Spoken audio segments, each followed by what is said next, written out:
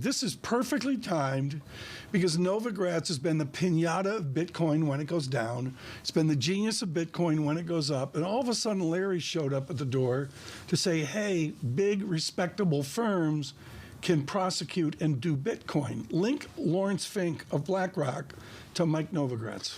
Well, what's happened is people, as you suggest, make fun of Bitcoin and other cryptocurrencies, but now the establishment, Larry Fink at BlackRock, is now saying they're going to have an ETF, if approved by the government, in Bitcoin. So you're saying, wait a second, if the mighty BlackRock is willing to have an ETF in Bitcoin, maybe Bitcoin's going to be around for a while. Lisa wants to jump in here, but I'm going to cut to the news moment. Is Carlyle announcing this morning a Bitcoin advocacy?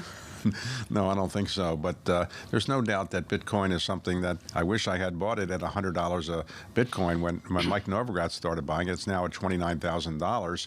So he's made a lot of money. And a lot of people who bought it at the $100 or less are feeling pretty good. Now, it went up as high as $61,000, I think. Even down to $31,000 or even $29,000 now is still pretty good profit if you bought it at $100. We all wish we would have bought it at 100 and to ride it up. It's one thing for BlackRock to come up with an ETF because they believe in the proposition of Bitcoin. It's another because they see a profitability proposition where they can, basically take advantage of the interests other people have. I mean, isn't that more of what this is? That basically Wall Street is saying, if there is a market for it and we can viably make one for them and make some money, why not? Well, remember, Wall Street is in business to make money, and this is something they can probably make money of. You have to remember, the United States government has been somewhat skeptical of it. I think Democrats in the Congress, and particularly the people regulating the SEC, are skeptical of Bitcoin and other cryptocurrencies. But outside the United States, there's a lot of interest in it. I think FTX really hurt when it went bankrupt, and it hurt the crypto industry. But a lot of people around the world want to be able to trade in a currency that their government can't know what they have, and they want to be able to move it around, rightly or wrongly. And so I don't think Bitcoin is going away. I think the Republicans on Capitol Hill have been pretty supportive of it. There's a difference between having a seamless cross-currency payment, basically saying that instead of going to Western Union, I can go and just transfer something in Bitcoin if it has a stable enough price. That's one proposition. But the proposition of Bitcoin as a store of value that could kind of be bid up the way that gold or silver could seems to have been parked with the advent of yield suddenly that you can get for actual money. I mean, isn't that sort of the feeling that you're getting?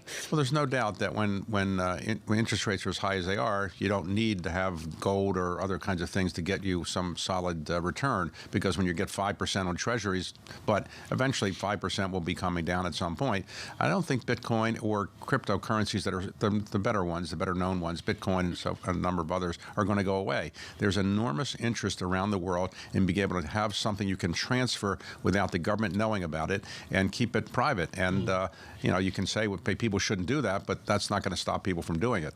Mr. Novogratz on Mr. Gensler, what did he say about the efforts of our chairman of the Securities and Exchange Commission? Well, Gary Gensler, who's the chairman of the SEC, is not a big fan of cryptocurrencies. I think that's fair to say.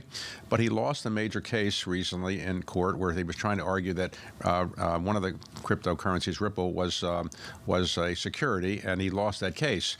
So I think the SEC has not been able to convince at least the government yet, or at least the courts, that cryptocurrency is such a dangerous thing. And I remember a lot of people in the government now are thinking that Gary Gensler won't be the chairman of the SEC forever. That's where I wanted to go. I mean, these guys just wait him out, right? I think that's a strategy that's very popular in Washington, waiting out regulators you don't like.